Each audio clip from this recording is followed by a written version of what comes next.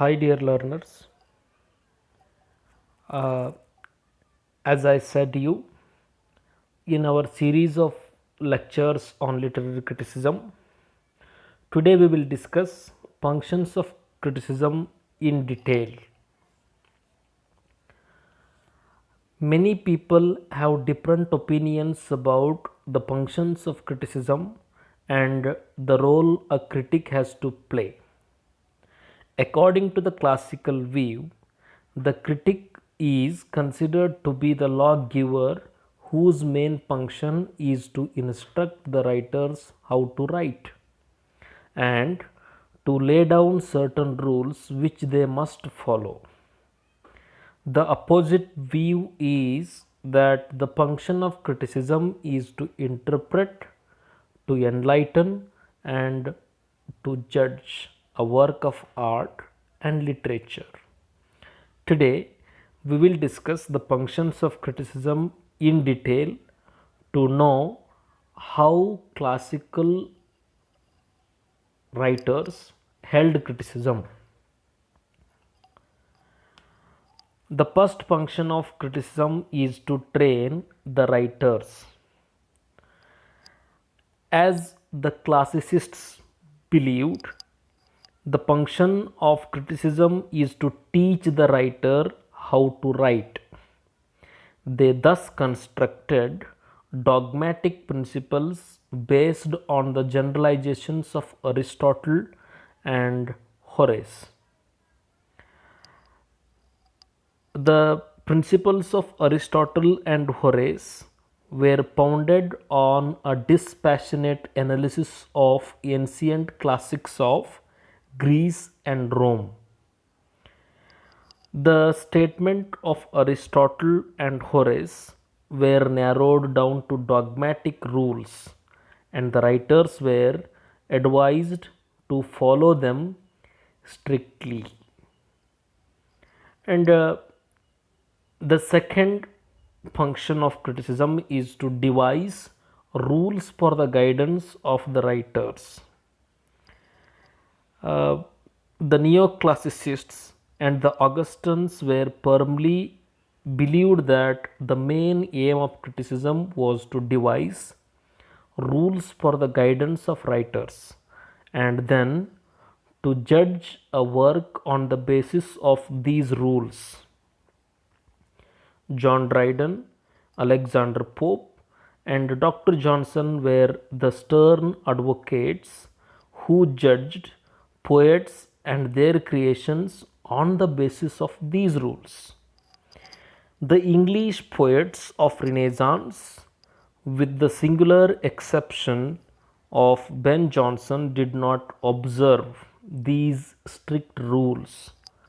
Thus, they were free from the strict rules laid down by the neoclassicists and Augustans. This is the reason why the Renaissance poets were able to create literary works of a very high order. First, we will discuss the functions of criticism as per the understanding of John Dryden. John Dryden was a great poet, dramatist, and he was also a critic.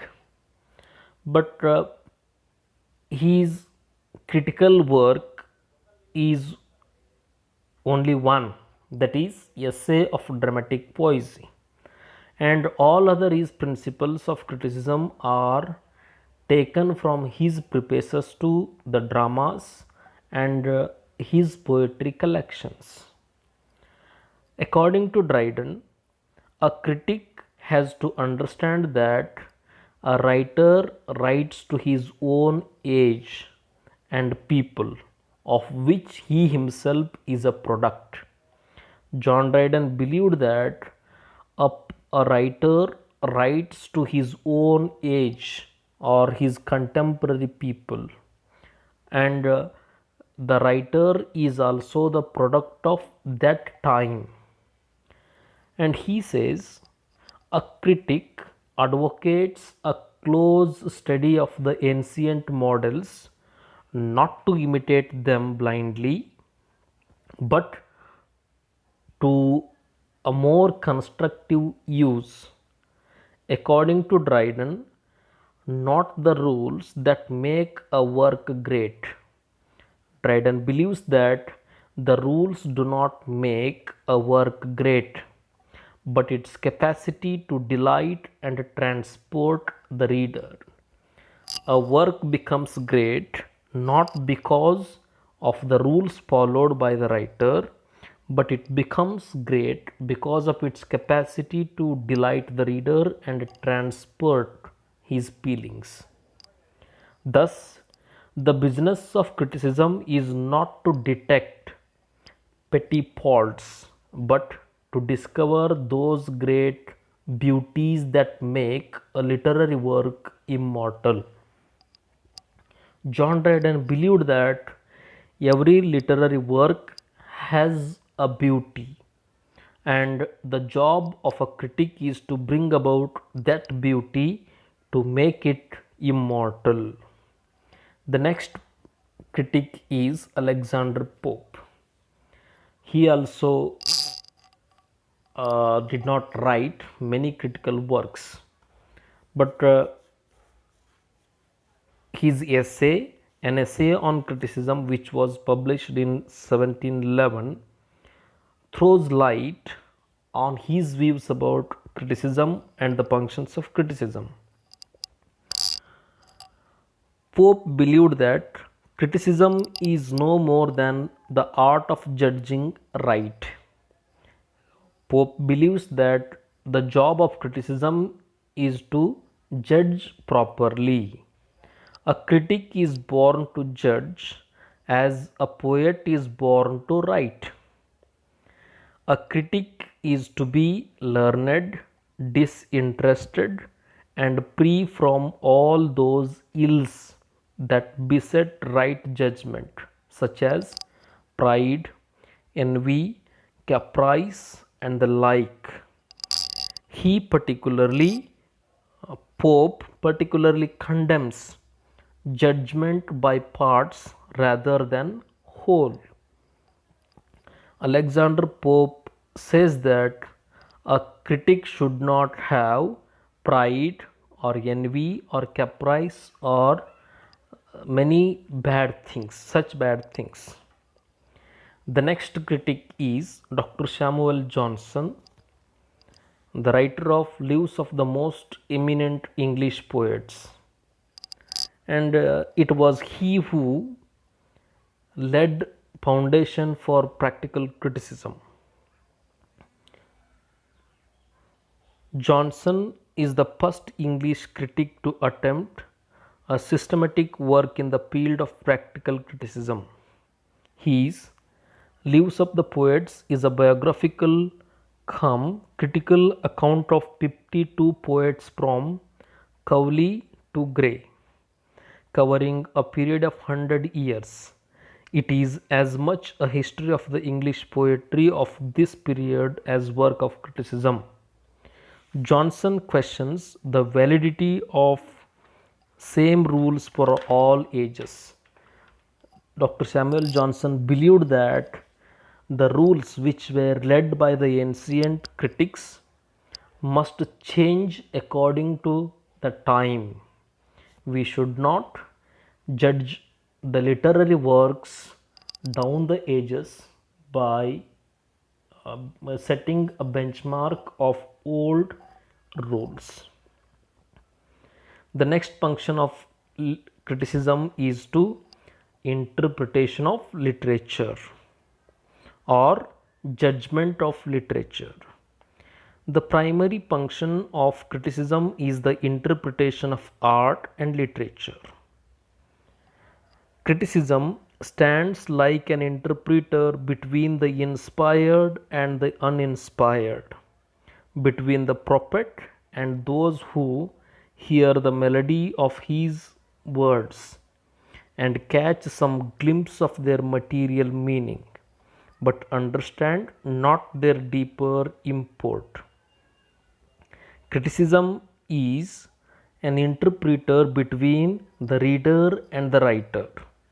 And the writer is like a prophet or someone who sings beautifully, and criticism is a bridge between the reader and the writer, between the author and the reader.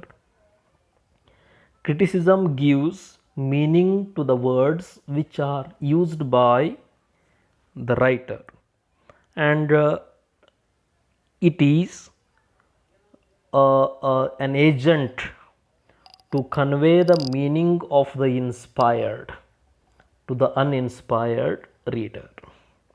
The next function of criticism is elucidation of work of art.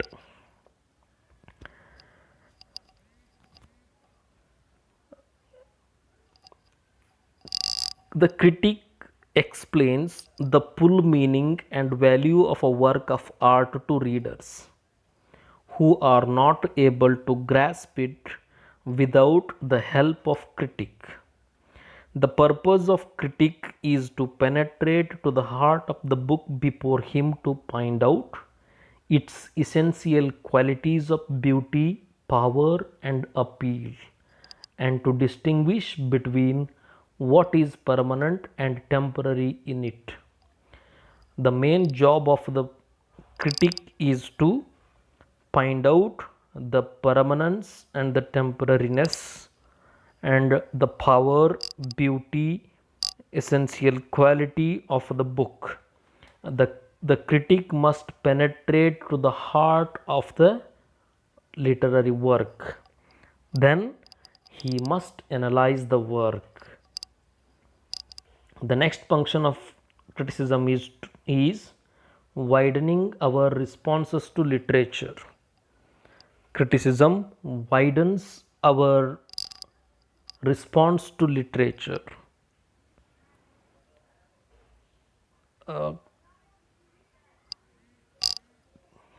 Criticism illumines the work.